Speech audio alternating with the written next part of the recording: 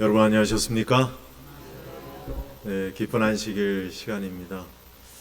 이렇게 쭉 제가 둘러보니까 다 믿음의 선배들만 계신 것 같아요. 네, 믿음의 선배들 앞에서 참 보잘것없는 제가 하나님의 말씀을 대언한다는 것이 큰 특권이고 하나님께 영광으로 생각합니다. 하나님께 감사를 드립니다. 저는 제목을 영원한 복음과 새 천사의 기별이라는 주제를 가지고 여러분과 은혜를 좀 나누고자 합니다. 영원한 복음과 새 천사의 기별. 제가 말씀드리고자 하는 영원한 복음과 새 천사의 기별은 무엇인지 졸지 마시고 잘 들어주시면 감사하겠습니다.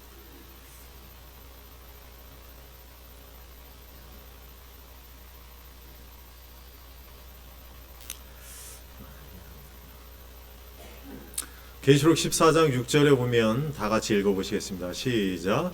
또 보니 다른 천사가 공중에 날아가는데 땅에 거하는 자들 곧 여러 나라와 족속과 방언과 백성에게 전할 영원한 복음을 가졌더라. 영원한 복음을 가진 천사가 공중에 날아간다고 계시록 14장 6절에 말씀하셨어요. 그러면서 이 영원한 복음에 따라서 세 천사의 기별이 이제 외쳐지고 있죠. 첫째 천사죠. 7절에 있는 말씀입니다. 그가 큰 음성으로 가로되 하나님을 두려워하며 그에게 영광을 돌리라. 이는 그의 심판하실 시간이 이르렀음이니 하늘과 땅과 바다와 물들의 근원을 만드신 이를 경배하라 하더라. 여러분들에게 다시 한번 읊어드리고자 합니다. 익히 아시는 말씀이지만 둘째 천사입니다. 또 다른 천사고 둘째가 그 뒤를 따라 말하되 무너졌도다 무너졌도다 큰 성 바벨론이여 모든 나라를 그 음행으로 인하여 진노의 포도주로 먹이던 자로다 하더라. 그 다음에 셋째 천사의 기별입니다. 9절에 있는 말씀입니다. 또 다른 천사고 셋째가 그 뒤를 따라 큰 음성으로 가로되 만일 누구든지 짐승과 그의 의상에게 경배하고 이마에나 손에 표를 받으면 그도 하나님의 진노의 포도주를 마시니니 그런 말씀입니다. 자, 무엇이 영원한 복음입니까? 영원한 복음이 무엇이에요? 제가 여러분들에게 드리고자 하는 물음입니다. 무엇이 영원한 복음인가?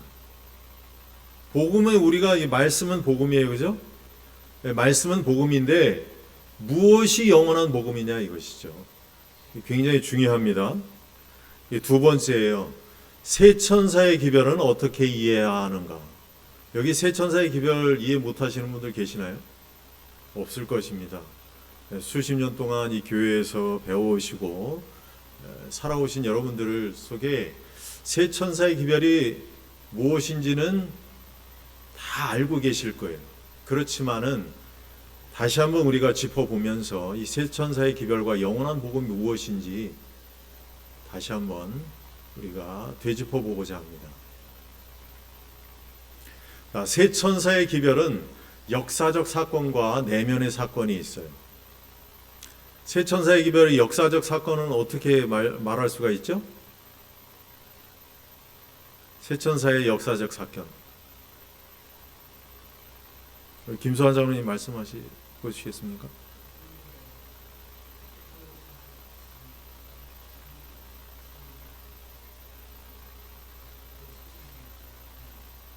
예.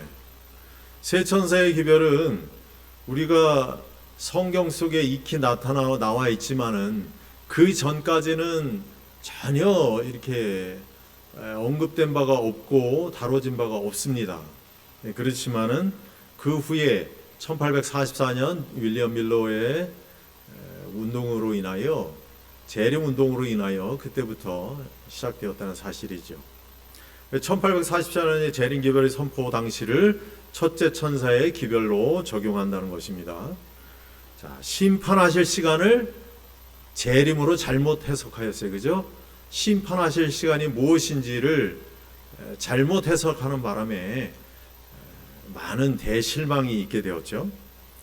그 재림의 기별을 듣고도 나오지 않은 성교회들을 가리켜 바벨론으로 칭하게 되었습니다. 둘째 천사의 기별, 바벨론이 무너졌도다 그 가운데서 나오라는 그러한 기별이 전파된 걸로 우리가 역사적 사건을 알고 있습니다. 자, 또 보니 다른 천사가 공중에 날아가는데 여러 나라와 족속과 방언과 백성에게 전할 영원한 복음을 가졌더라. 영원한 복음이 무엇이냐 이거죠. 제가 초반에 말씀드렸죠. 영원한 복음 뒤에 세 천사의 기별이 나와요. 그죠? 자, 그럼 세 천사의 기별이 영원한 복음인가? 그렇습니까? 세 천사의 기별이 영원한 복음입니까? 우리가 제가 이것을 대해서 말씀을 드리고자 합니다. 로마서 1장 17절에 있는 말씀이에요. 우리 다 같이 한번 읽어보시겠습니다. 시작. 복음에는 하나님의 의가 나타나서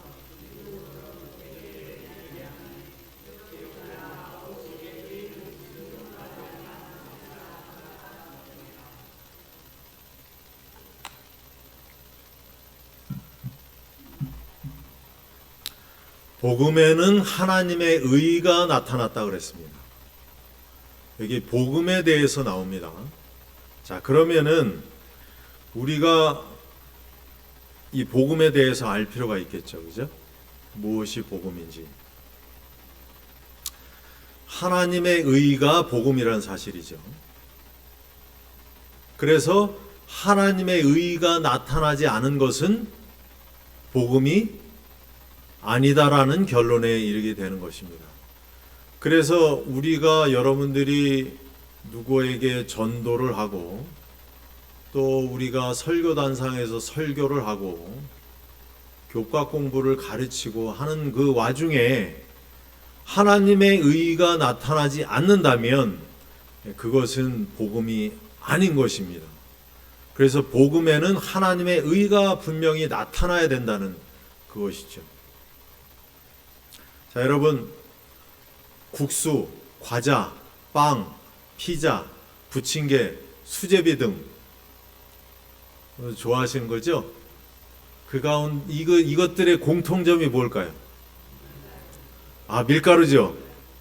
예, 밀가루로 다 이거 만들 수 있어요, 그죠? 뭐 만두도 만들고, 그죠? 다 이런 것들을 만듭니다. 그런데 국수, 과자, 빵, 피자, 부침개, 수제비에서 밀가루가 없다면 만들 수가 없지요, 그죠? 대체물이 없는 것입니다. 뭐 다른 걸로 한다 하지만은 그다지 신통찮아요. 자, 여러분, 안식일 기별, 성소 기별, 건강 기별, 천지 창조, 교육 기별, 성만찬 제도, 재림 기별, 조사 심판, 시골 생활, 예언의 신 등등. 자, 이런 것들이 복음입니까? 무엇이 복음이에요? 이 가운데서 한번 꼬집어 보시겠습니까? 예? 다 복음이에요? 이게 다 복음이에요? 자, 저는 여러분들의 개념을 좀 더 열어서 생각해 보실 것을 강권드립니다. 과연 이것들이 복음이냐 이거죠. 자, 복음에는 하나님의 의가 나타난다 그랬는데 과연 그 뜻을 무엇인지 제가 말씀을 드려요. 위의 것들을 잘 알고 지키면 구원받을 수 있습니까? 예? 예? 그렇죠. 그러면 이거는 복음이 아니에요. 그죠? 복음은 복된 소식이에요. 우리를 구원할 수 있는 그것이 복음이라는 거예요. 좀 더 생각해 보시도록 하겠습니다. 복음에는 하나님의 의가 나타나서의 의인은 믿음으로 말미암아 살리라, 그렇게 말씀하셨어요. 복음에는 하나님의 의가 나타나서, 다시 한번 생각해 보시기 바랍니다. 교육에 있는 말씀입니다. 구속의 과학은 과학 중의 과학이다.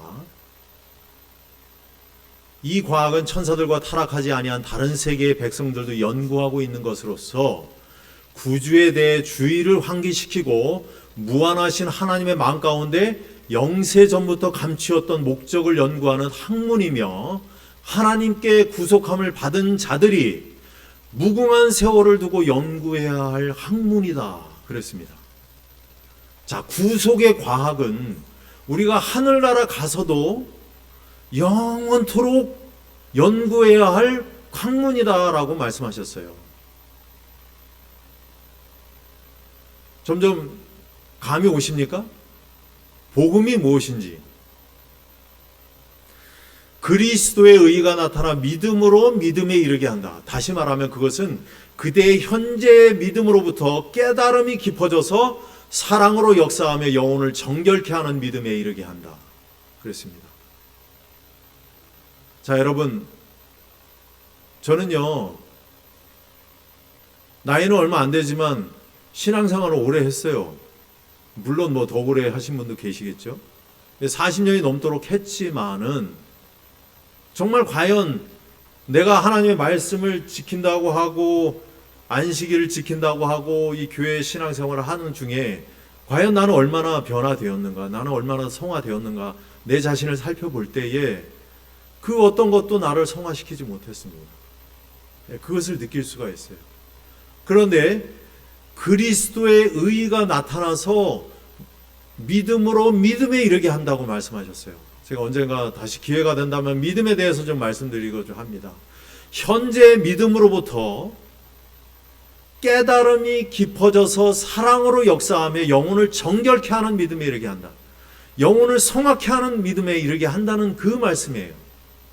그것이 뭐냐면 미리 답을 말씀드립니다. 그리스도의 의라는 것이죠. 그리스도의 의가 빠진 것은 어떠한 것도 복음이 되지 못한다는 사실이죠. 그것을 말씀해 드리고 계시는 겁니다. 그래서 그리스도의 전생애와 십자가는 그분의 신성의 생명을 내어드리고 죄를 사신 것이며 하나님의 의를 받아 우리에게 주시기 위하여 준비하신 것이고, 대신 죽으신 것만이 아니며 그분의 의, 즉 영원한 생명을 주시기 위함이다. 이것이 복음이라는 거예요. 이것이 구속의 과학이라는 것입니다. 제가 여기에 대해서 잠깐 어떠한 것을 제가 느끼게 되었냐면 잠깐 말씀드리겠습니다. 여러분, 요한복음 1장 3절에 보면은 요즘 우리가 요한복음에 대해서 공부를 하시죠, 그죠? 교과 공부하시잖아요. 근데 요한복음 1장 1절에 무슨 말씀이 있습니까? 태초에 말씀이 계시니라. 이 말씀이 하나님과 함께 계셨으니 이 말씀은 곧 하나님이시니라. 그렇게 나오죠? 자, 태초에 말씀이 계시니라. 여러분, 이 태초가 무슨 태초가 같아요? 예? 이 태초는요, 자, 창세기 1장 1절에 말씀하셨어요. 태초에 하나님이 천지를 창조하시니라.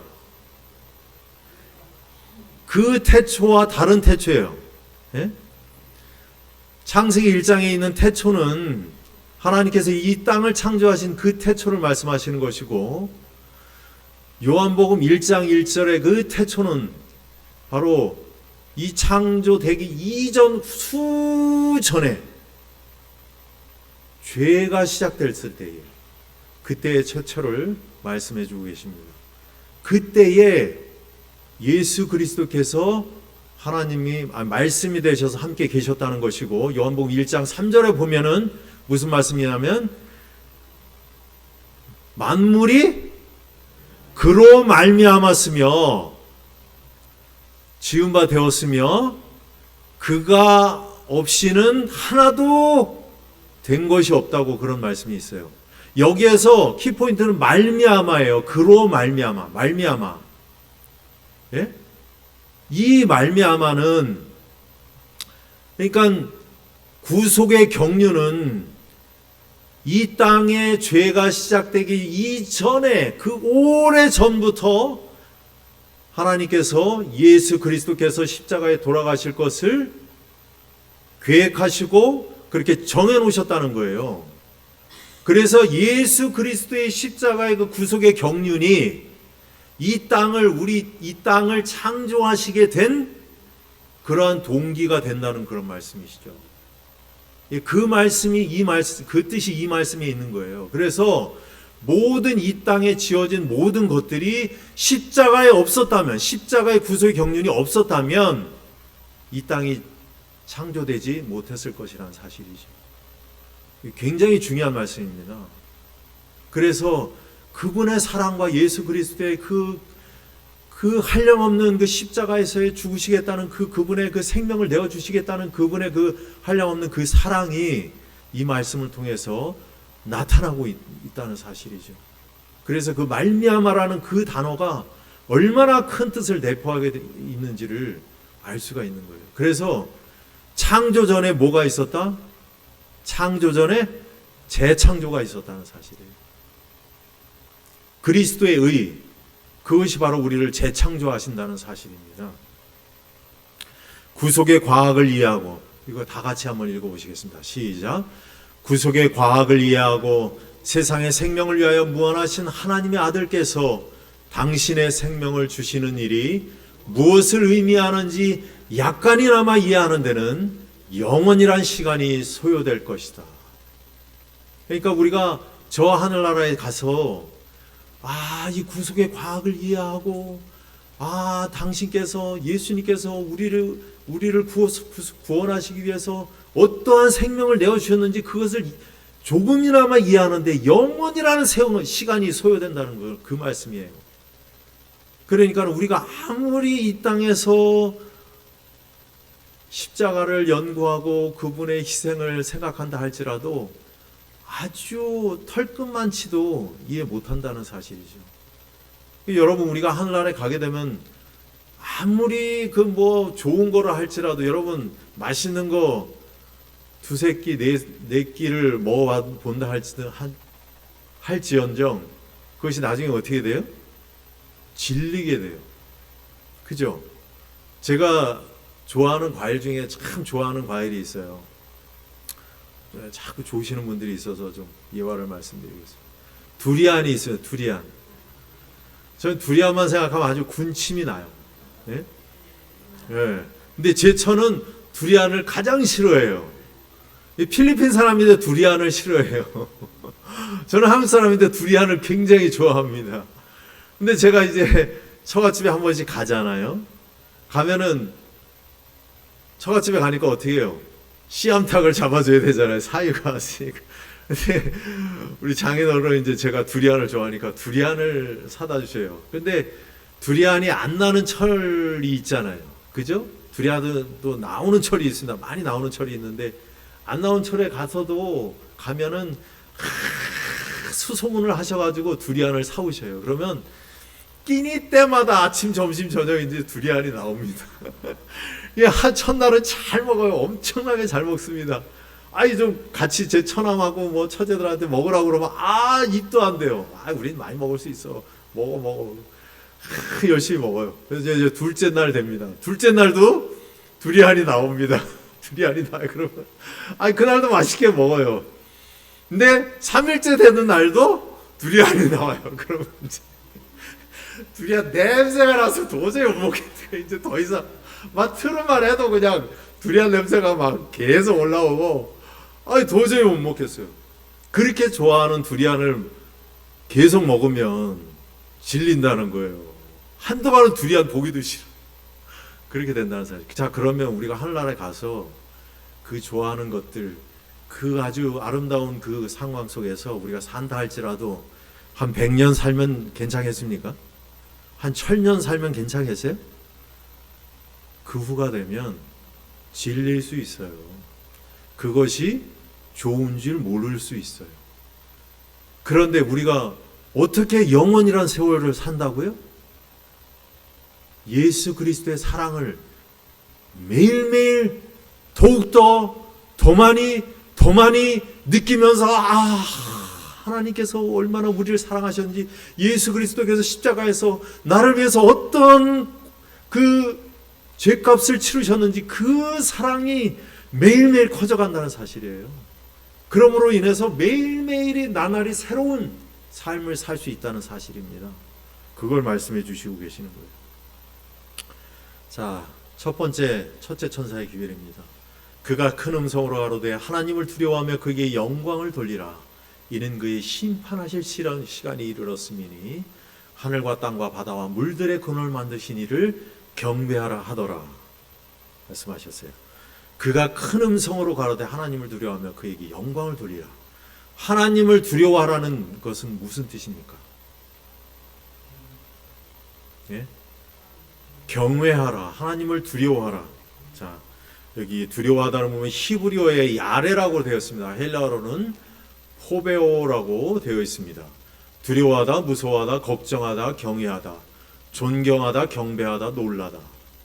하나님을 두려워하라는 그 뜻에는 이 뜻이 내포되어 있는데 이 가운데는 부정적과 긍정적인 인식을 포함하고 있다는 사실이에요. 이런 원리 때문에 하나님을 향한 두려움은 억압과 속박 속에 신음하는 이들에게 자유와 해방의 동기로 작용하며 게으르고 방종한 불의의 사람들에게는 도덕적 규범의 근거가 된다는 사실이죠.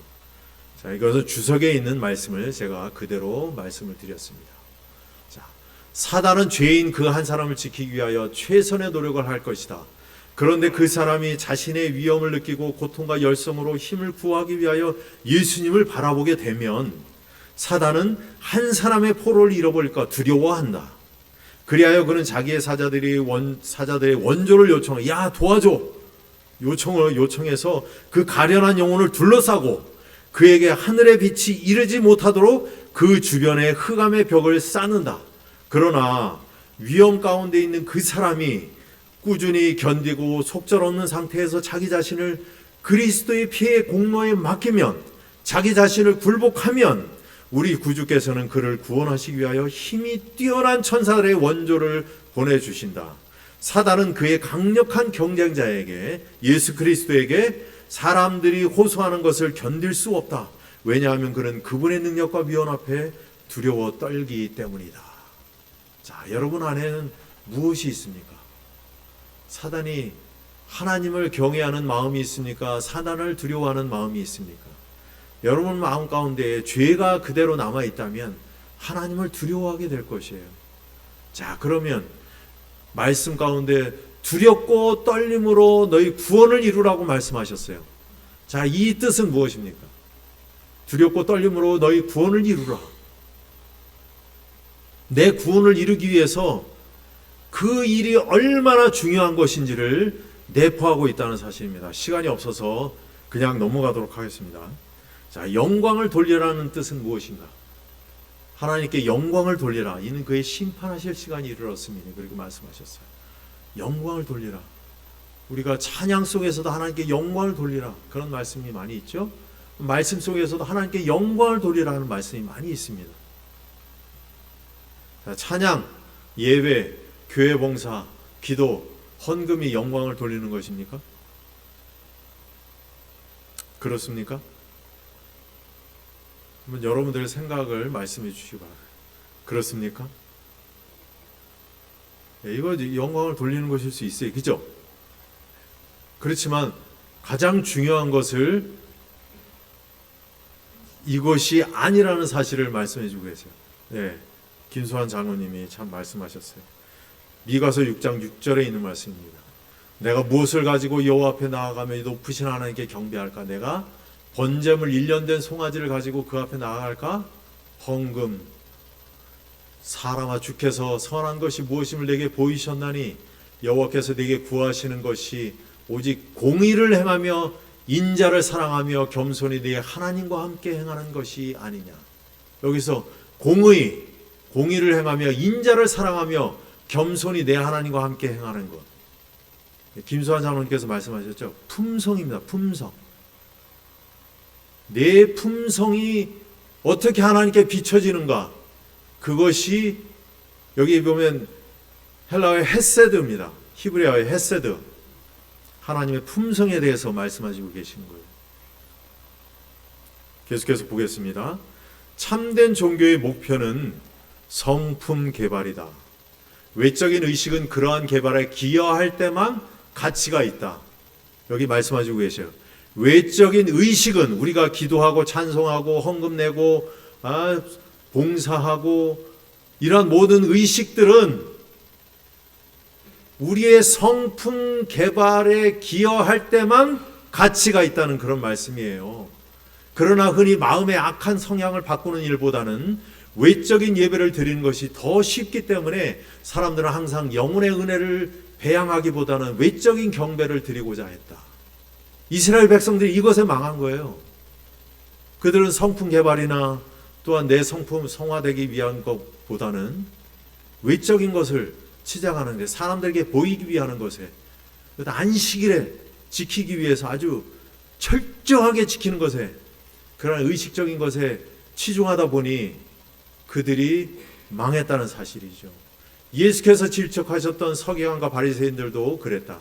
그들은 11조를 드리는 문제에서도 어떠한 위반도 하지 않으려고 세심한 주의를 기울였으나 이론까지 정확하게 계산해서 드리려고 그 세심한 주의를 기울였으나 율법에 더 중한 바 의와 인과 신은 소홀히 하였다. 재리교 주석에 있는 말씀입니다.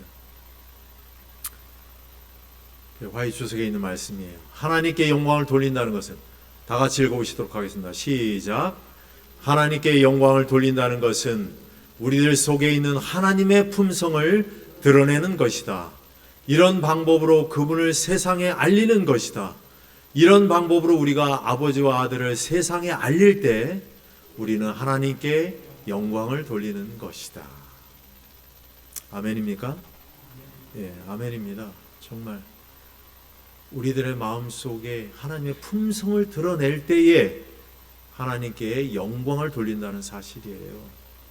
그러니까 우리가 백날 우리가 헌금 잘하고 기도 열심히 하고 교회에 출석하고 이거 중요해요. 제가 중요하지 않다는 말씀이 아닙니다.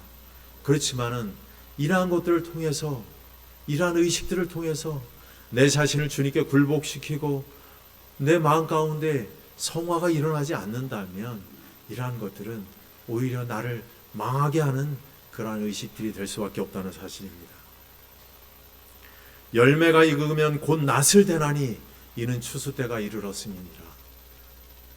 예수 그리스도께서 이한 낫을 가시고 추수할 때가 재림 때라고 말씀하셨죠?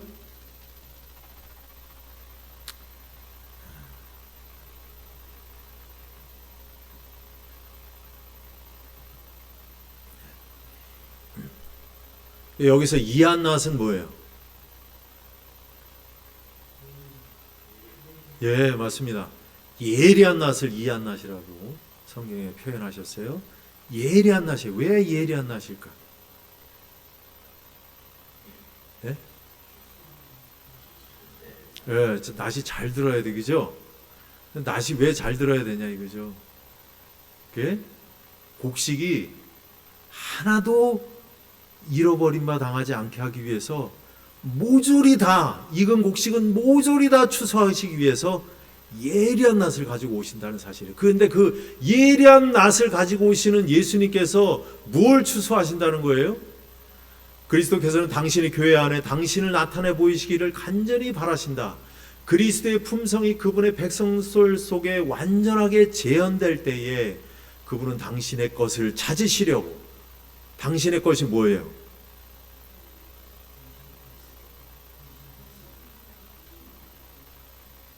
그 안에 있는 당신의 품성이에요. 우리 안에 간직하고 있는 예수 그리스도의 품성, 예수 그리스도의 의라는 거예요. 그것을 가지시려고, 추수하시려고 예수님께서 강림하실 것이다 라는 그런 말씀입니다. 이는 그의 심판하실 시간이 이르렀음이니, 이 심판은 조사심판임을 누구나 다 아시죠, 그죠? 조사심판이에요. 재림이 아닙니다, 절대로. 1844년에 시작된 이 조사심판을 180년이 지난 오늘날 우리는 어떻게 받아들여야 하는가? 이는 그의 심판하실 시간이 이르렀음이니, 그 당시에 외쳐졌을 때 이는 그의 심판하실 시간이 이르렀다. 예수 그리스도의 심판하실 시간이 이르렀다. 그렇게 외치셨어요. 자, 그럼 180년이 지났어요. 지금은 뭐예요? 그렇죠. 이는 그의 심판이 끝나가니, 이제 심판이 끝나간다는 사실이에요. 이 심판은 곡식을 완전히 익히는 심판이에요. 아시겠습니까? 곡식을 완전히 익히는 심판이에요. 그 심판에서 내가 심판받지 않는다면 여러분들은 나는 쭉정이가 된다는 사실이죠. 이 기별은 아직 우리에게 은혜의 시기가 남아있음을 시사하며 희망을 주고 있으나 시간이 많이 지난 지금은 얼마 남지 않은 촉박한 시간에 대한 경고와 함께 여전히 희망을 전해주고 있습니다. 우리에게는 아직도 희망이 있어요. 하늘과 땅과 바다의 물들의 근원을 만드신 이를 경배하라 하더라. 자, 여기에서 제 천사의 기별은 뭐예요? 첫째 천사의 기별을 우리가 익히 저는 누차 배워왔어요. 뭐죠? 창조주 하나님을 기억하라. 경배하라는 그 말씀이죠. 창조주가 누구냐? 그러면 창조주가 어디에다 잘 나타나 있냐? 안식일에 잘 나타나 있다 이거죠. 위의 말씀을 안식일을 지키는 것으로만 해석하는 것에 치우치는 경우가 있어요. 우리는 여기에서 끝나요. 안식일로 해석할 수 있으나 그 전에 앞서 우리는 중요한 것을 지나치고 있다. 안식일은 어느 날이 중요한 것이 아니라 어떤 날이냐가 훨씬 중요한 것입니다. 예? 안식일이 토요일인 게 그게 중요합니까? 그렇습니까? 안식일은요, 어떤 날이냐가 중요한 거예요. 여러분 잘 생각해 보시기 바랍니다. 그래서 토요일 교인들이 얼마나 많은지 몰라요. 우리 교회 안에. 토요일 교인들.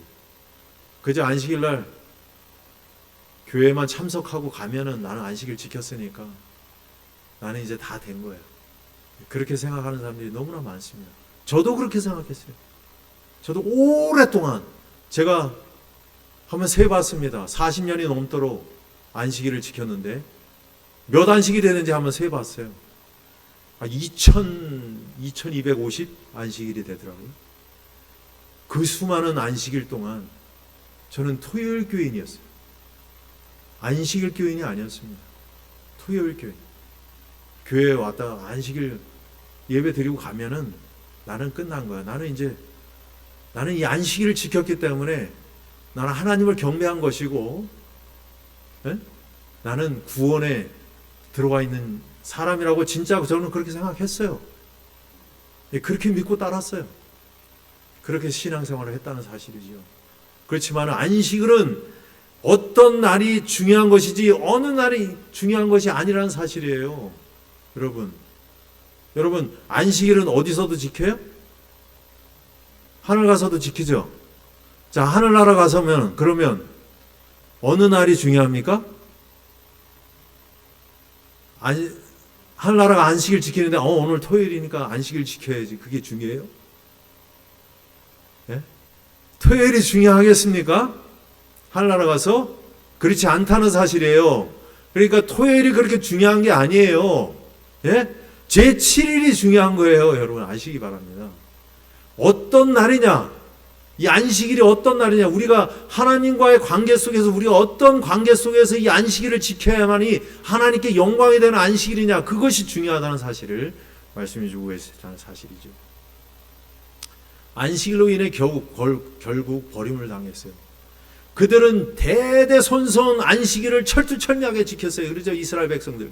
그렇지만 그 안식일이 그들로 하여금 그들의 발목을 잡게 했어요. 그리고 그들은 정말 중요한 예수 그리스도의 의를 빼먹었다는 사실이에요. 아시겠습니까? 그럼으로 인해서 그들은 멸망당했다는 사실. 아주 민족적으로 멸망을 당했어요. 그죠? 아주 단으로 묶여서 그냥 멸망을 당했다는 사실입니다. 첫째 천사의 기별은 우리 안에 어떠한 성화가 있어야 한다는 것이다. 그렇게 될 때에 하나님께 영광이 되고 조사심판을 통과할 수 있다는 사실입니다. 그 성화가 우리 스스로는 절대 이룰 수 없기에 믿음으로 그리스도의 의를 받을 때만 이룰 수 있다는 결론에 이르게 되는 것입니다. 또한 그냥 예수님이 들어오는 것이 아니라 내 자아를 굴복할 때 그때야 그리스도의 의가 들어온다는 것을 의미하는 것이죠. 그러니까 내가 내 자아를 온전히 주님께 굴복할 때에 그때에 예수 그리스도의 의가 들어와서 그 예수 그리스도의 의가 내 안에서 작용함으로 인하여 내 생활의 변화가 일어나고 예수 그리스도와 같이 성화될 수 있다는 사실을 말씀해 주고 계신다는 사실이에요.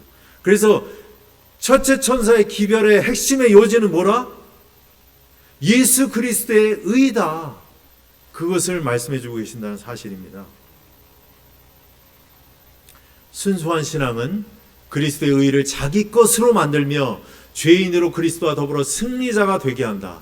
그 까닭은 인간이 거룩한 성품의 참여자가 되며 신성과 인성이 그의 안에서 결합되기 때문이다. 예수 그리스도의 이 땅에 오실 때에 그 안에 신성과 인성이 결합됐어요. 그래서 우리가 성화가 되는 것은 우리 안에서 뭐예요? 인성과 신성이 결합되는 거예요. 그래서 포도나무 비유 가운데 예수님께서 말씀하셨죠.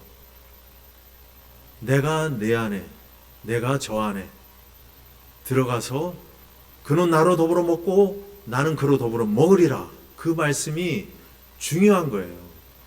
그래서 여러분들 마음속에, 여러분과 저의 마음속에 예수 그리스도의 초림이 없다면, 예수 그리스도의 탄생이 없다면 예수 그리스도의 재림이 없다는 사실이에요.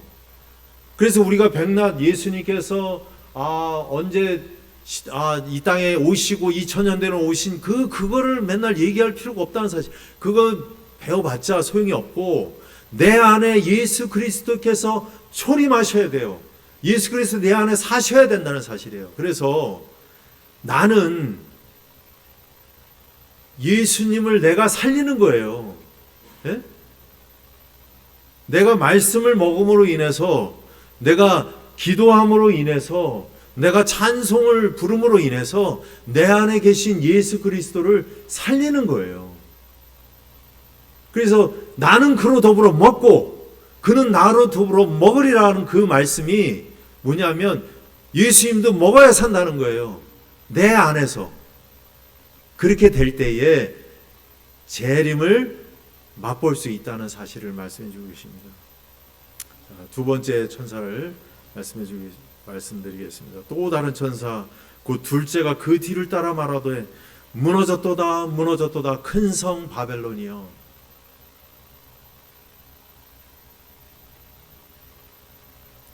1844년에 전파된 재림 기별을 듣지 않은 교회들을 바벨론이나 부르며 거기에서 나오라는 기별입니다. 자, 우리가 세 천사의 기별을 말씀을 할 때 우리는 늘 그래요. 세 천사의 기별을 이 바벨론은 누구다? 천주교다. 일반 개신교다. 라고만 얘기를 합니다. 이게 맞아요. 그 말씀 맞습니다. 틀렸다고 말씀드리는 것이 아니에요. 그런데 이제 우리들은, 여러분과 저는 그 단계에서 넘어서야 된다는 사실이죠.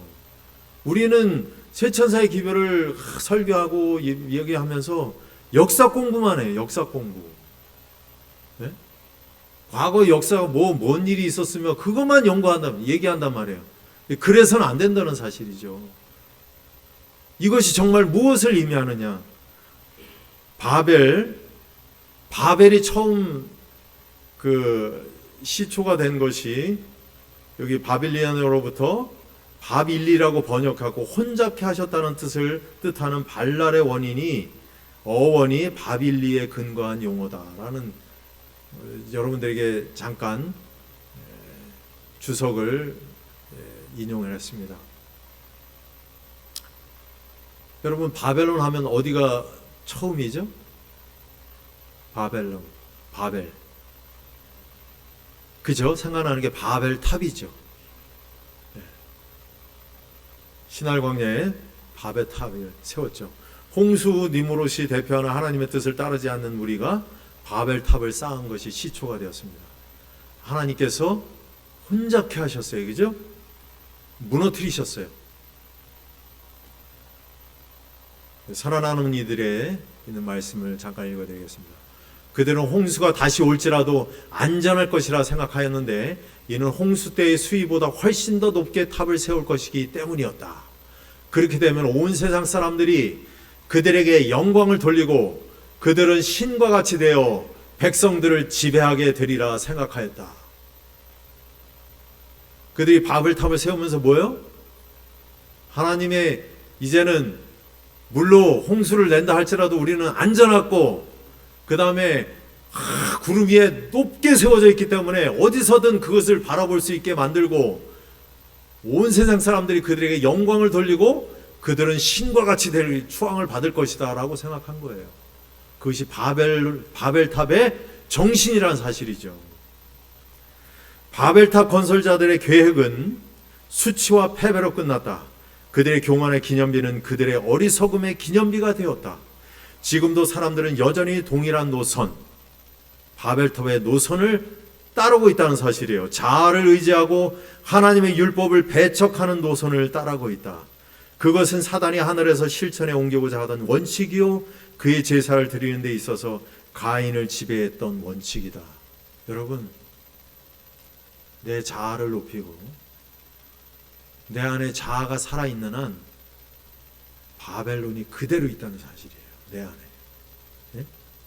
그렇기 때문에 하나님께서는 뭐예요? 거기서 빨리 나오라, 그렇게 말씀하시고 계시는 겁니다. 제가 전에도 설교할 때 말씀을 잠깐 드린 적이 있는데, 여러분, 세 천사의 기별은 다른 타교파 교인들에게 전할 기별이 아니에요. 이거는 우리 교인들에게 전파해야 될 그러한 기별이에요. 우리가 받아서 우리가 온전히 잘 섭취해야 됩니다. 이게 정말 중요한 거예요. 우리는 타교파 교인들에게 천주교회가 바벨론이고 이제 아주 그러한 것들만 얘기하다 보면은 거기에 빠져서 나는 구원을 이루었다고 착각에 빠지게 된다는 사실이죠. 여기 보면은 그의 제사를 드리는 데 있어서 가인을 지배했던 원칙이다, 그렇게 말씀하셨어요. 가인을 지배했던 원칙, 가인의 제사. 여러분, 제가 따로 찾아보지는 않겠습니다. 시간이 없어서. 여러분, 가인과 아벨이 하나님께 제사를 드렸어요. 그죠? 제사를 드렸다는 사실이에요. 그들은 똑같이 제사를 드렸습니다. 그런데 여러분, 말씀을 보면 분명히 나와 있어요. 뭐라고 말씀하셨냐면은 가인과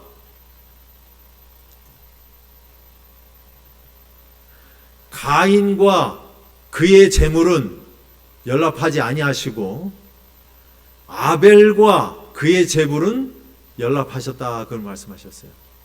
그러니까 가인의 제물만 연락하지 않으신 것이 아니라 가인과 그의 제물을 연락하지 않으셨다는 사실이에요. 네? 그러면 하나님께서 아벨의 제물을 연락하셨는데 거기에는 아벨과 그의 제물을 연락하셨다는 사실이죠. 이게 굉장히 중요한 의미가 있습니다. 네? 그는 예수 그리스도의 그 의에 자기의 죄됨을 깨닫고 예수 그리스도가 필요 없는 거예요. 가인은 그의 제물도 그 자신과 그의 제물도 하나님께서 연락하지 않으셨다는 사실이에요. 그러니까 어떻게 돼요? 여러분, 아담과 하와의 성품이 그들이 비록 범죄해서 에덴에서 쫓겨났다 할지라도 그들의 성품이 어떤지 아십니까? 굉장히 훌륭했어요. 여러분, 우리하고 비교할 거 아니에요. 그들의 성품은 떨어지는 낙엽을 보면서 그것이 자기의 죄의 결과로 일어나는 사실을 깨닫고 엄청 울었다고 말씀하셨어요. 통곡을 했다고 말씀하셨어요. 그런데 첫 번째 아들을 낳았어요. 여러분, 가인의 성품이 우리보다 엄청 악했을 것 같아요? 절대 그렇지 않아요.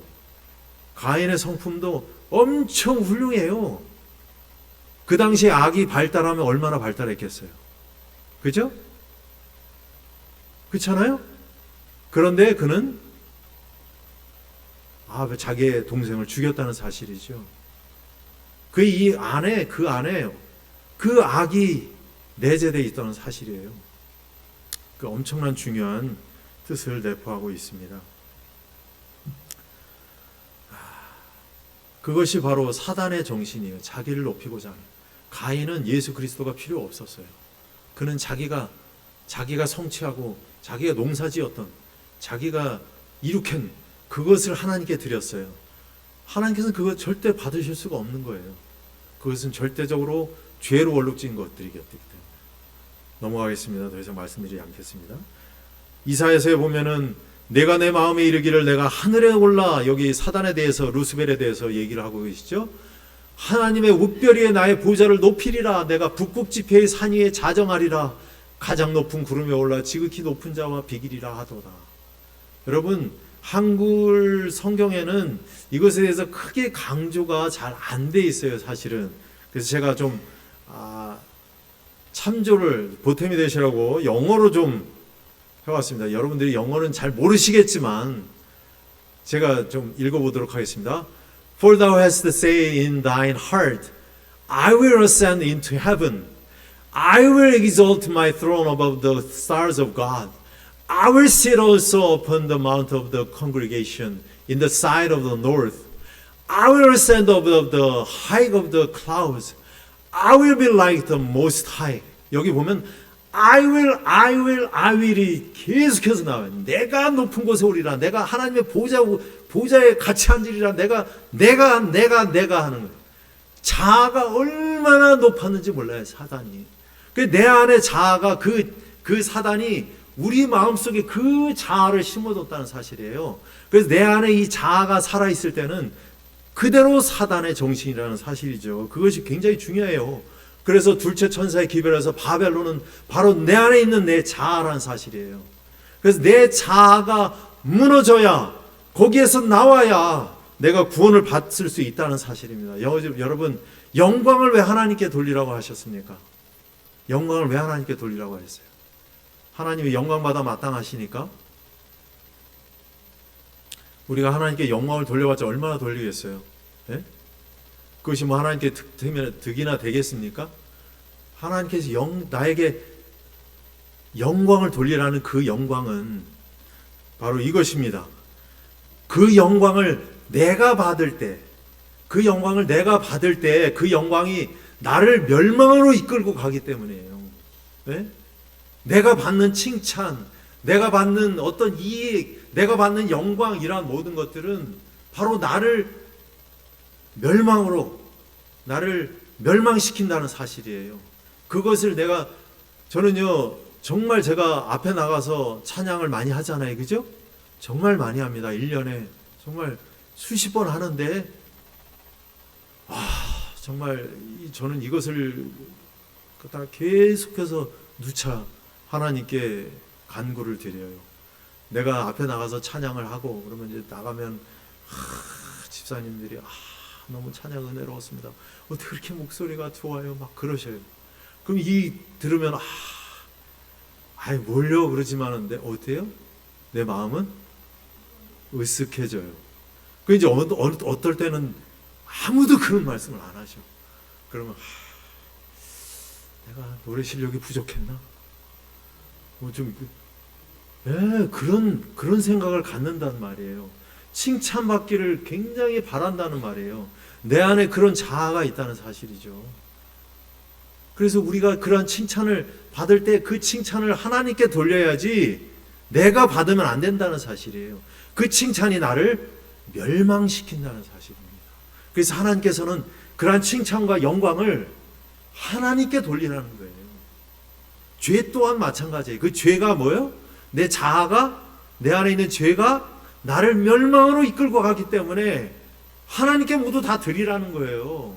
그것이 네가 가지고 있어봤자 너에게 득될 거 없고 너를 영원히 멸망시키기 때문에 하나님께 다 가져오라는 사실입니다. 하나님의 사랑에 대해서 알 수가 있는 거죠. 그래서 믿음으로 말미암는 의란 무엇인가? 그것은 인간의 영광을 티끌 속에 내던지고 인간의 스스로의 힘으로 할 수 없는 것을 인간을 위해 행하시는 하나님의 역사이다. 나는 이것을 할 수가 없어요. 내가 칭찬받기 좋아하고 다른 사람들에게 드러나길 좋아하는 내 자신을 나는 할 수가 없어요. 그래서 내 자신을 하나님께 온전히 굴복시키고 이런 마음까지도 하나님께 바칠 때 하나님께서 그러한 마음을 갖게 하시고 내 칭찬받기를 온전히 하나님께 영광을 돌리는, 내 칭찬을 하나님께 영광을 돌리는 그러한 나로 변하게 하신다는 사실이죠. 자, 셋째 천사의 기별입니다. 빨리 넘어가도록 하겠습니다. 짐승과 그의 우상에게 경배하고 그 이름의 표를 받는 자는 누구든지 밤낮 쉼을 얻지 못하리라. 짐승의 표의 반대말은 뭐예요? 하나님의 인이죠. 그죠? 자, 하나님의 인이 무엇입니까? 하나님의 소유 안식일이 아니에요. 자꾸 누가 안식이라고 말씀하셨죠? 근데 거기에서 지나면 안 되는, 거기에서 머물러 있으시면 안 된다는 사실이에요. 하나님의 인은 하나님의 소유임을 낙인하시는 건데 그것이 안식일에 있어요? 안식일에 있습니까? 자, 다시 한번 생각해 보시기 바랍니다. 살아계신 하나님의 인을 맡고 환난의 때에 보호함을 받게 될 자들은 예수의 형상을 충만하게 반사하여야 한다. 제가 아까 누차 말씀드렸죠. 제가 안식일을 2250번을 지켜도 내 안에 하나님의 예수 그리스도의 형상이 창조되지 않았다고요. 예? 내가 안식일을 지키는 것이 어떠한 것임을 절대적으로 알지 못하면 그냥 교회 왔다 하는 것은, 그냥 안식일 날 일하지 않고 쉬는 것은 아무런 의미가 없다는 사실이에요. 예수의 형상이 충만하게 반사될 때에 환난의 하나님의 인을 받는데, 그 하나님의 인을 받는 사람은 환난의 때에 보호함을 받게 될 자들이라는 그런 말씀이에요. 그리스도의 품성이 그분의 백성들 속에 완전하게 재현될 때에 그분은 당신의 것을 찾으시려고 이 땅에 강림하실 것이다 말씀하셨어요. 우리들 속에 그리스도의 품성이 완전히 재현될 때에, 자, 여러분, 내가 이렇게 교회 다니고 안식일도 잘 지키고 11조 잘 내고 봉사도 잘하고 이렇게 살다 보면 어느 때에는 내가 변화되겠지. 아마 성령을 내가 받으면 변화될 거야. 하나님의 품성을 완전하게. 절대 그거는 그렇지 않습니다. 제가 이것에 대해서 따로 나중에 말씀드릴 기회가 있으면 좋겠어요. 절대 그렇지 않다는 사실이에요. 하나님의 인은 그리스도의 품성이라고 말씀하셨죠? 그리스도의 품성은 그리스도의 전가시키는 의라는 사실이에요. 믿음으로 우리에게 전가되는 그리스도의 공로를 통하여, 그분의 의를 통하여 우리는 그리스도인 품성의 완성을 이루게 된다 말씀하셨어요. 예? 과연 안식일이 하나님의 인인가? 이리하여 참 안식일 준수는 하나님을 참되게 경배하는 자들을 구별하는 표가 될 것이다. 안식일이 하나님의 인이 맞아요. 제가 그걸 부정하는 것이 아닙니다. 그렇지만은 거기에서 머물러 있으시면 안 된다는 사실이에요. 제가 말씀드리고 싶으신 거예요. 그러나 표를 구성하는 것은 외형적인 안식일 준수가 아니다.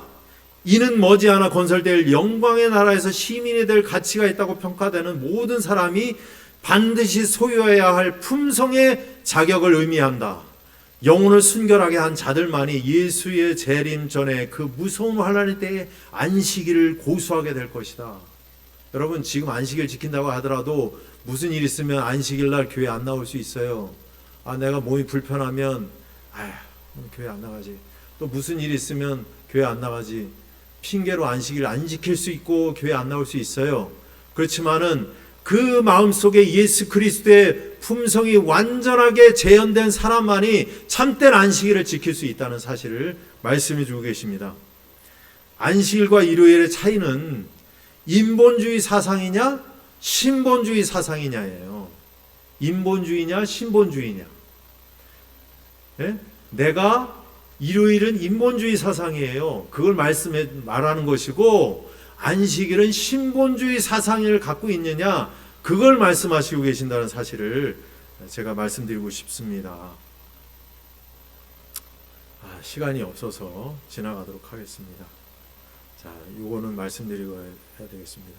악을 간직하고 죄를 행하는 그 연약한 영혼들을 위하여 하나님께서 기적을 행하실 것이라고 생각하지 말라.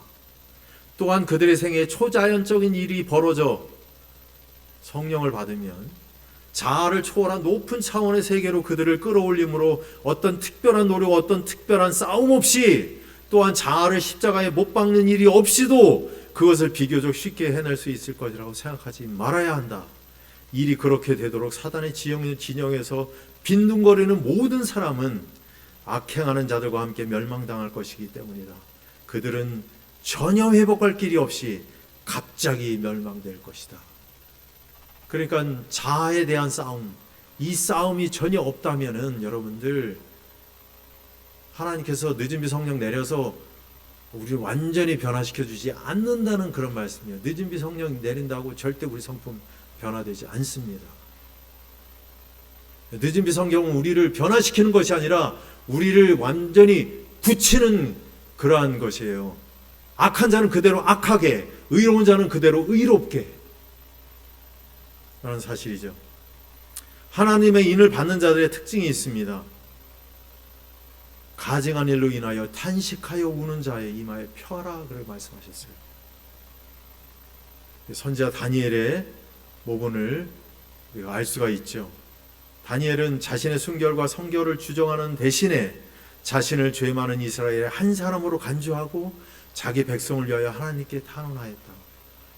다니엘은 자신은 굉장히 의로운 사람이었지만은 이스라엘 백성의 죄를 내 죄라고 생각하고 그 죄를 같이 주님께 굴복하고 그 죄를 내 죄같이 하나님께 굴복하고 회개해야 했다는 사실이죠. 그것이 중요하다는 사실입니다. 짐승의 표는 이미 아담이 범죄한 이후로 사단이 우리의 본성에 강하게 찍어 놓았다. 여러분, 짐승의 표는요 이미 우리 안에 찍혀져 있어요. 우리는 아무것도 안 하고 가만히 있어도 짐승의 표를 받아요. 이미 받은 거나 마찬가지예요. 그러면 우리는 짐승의 표를 받는 것이 아니라 하나님의 인을 어떻게 받아야 되느냐, 그것이 중요하다는 사실이죠. 두라 평지의 세 의인, 그죠? 사드락과 메삭과 아벳느고죠. 이들은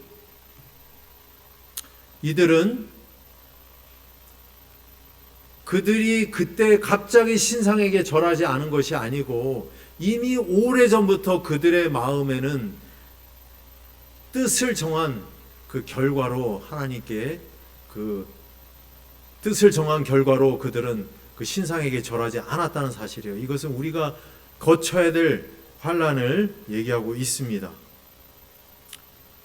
여기 보면은 믿음으로 말미암는 의의 기별이 새 천사의 기별인지 나에게 묻는 편지를 쓴 사람들이 있어. 나는 그것은 확실한 새 천사의 기별입니다 라고 대답했다. 그리고 화이트 선지자께서 말씀하셨어요. 새 천사의 기별은 바로 믿음으로 말미암는 의다라고 말씀하셨다는 사실이죠. 쭉 받겠습니다. 여기 보겠습니다. 그래서 짐승의 표를 받는다는 것은 짐승이 내린 결정과 똑같은 결정을 하였다는 뜻이며, 하나님의 말씀을 정면으로 반대함에 있어서 짐승과 똑같은 생각을 옹호하게 되었다는 뜻이다. 그러니까 짐승과 똑같은 결정을 하고 그대로 생각하고 그렇다는 사실이죠. 그렇다면은 제가 바꿔봤습니다. 하나님의 있는 받는다는 것은 하나님이 내린 결정과 똑같은 결정을 하였다는 뜻이며, 사단의 뜻을 정면으로 반대함에 있어서 하나님과 똑같은 생각을 옹호하게 되었다는 뜻이다. 좀 더 이해하기 쉽죠? 하나님의 이인이 무엇인지? 그렇습니다. 그리스도의 의가 곧 하나님의 인이 되는 것입니다. 여러분, 넘어가겠습니다. 자, 그래서 여기 보면은 자비의 언약은 창세전에 만들어진 것이었다. 그것은 영세전부터 있었고, 그래서 그 언약은 영원한 언약이라고 불리운다. 이것이 영원한 복음이라는 사실이고, 우리가 지금 우리 안에 성취되어야 될, 이룩되어야 될 그런 하나님의 의라는 사실이죠. 영원한 복음이라는 사실이에요. 예수 그리스도의 의. 여러분들 꼭 우리 자아를 굴복하시고, 연말 기도주일에만 우리 회개하고, 그 일주일 내내 1년 거 몰아서 그런 회개하는 그것이 아니고, 매일매일이 연말 기도주일이 돼서 우리 자신을 굴복하고, 새벽에 시간에 일어나서 조용한 시간에 내 자신을 온전히 주님께 굴복하고, 오늘 하루의 모든 주권을 주님께 맡기고, 주님께서 나를 인도해 주시고 나를 온전히 주장하시라고 자신을 온전히 굴복시키는, 그러함으로써 정말 주님의 그 환난의 때에, 주님께서 허락하신 그 환난의 때에 우리가 주님의 귀한, 주님께 영광을 돌리는 여기 모든 앉아 계신 문막 중앙교회 교우님들이 되시길 간절히 바라면서 말씀을 마치겠습니다.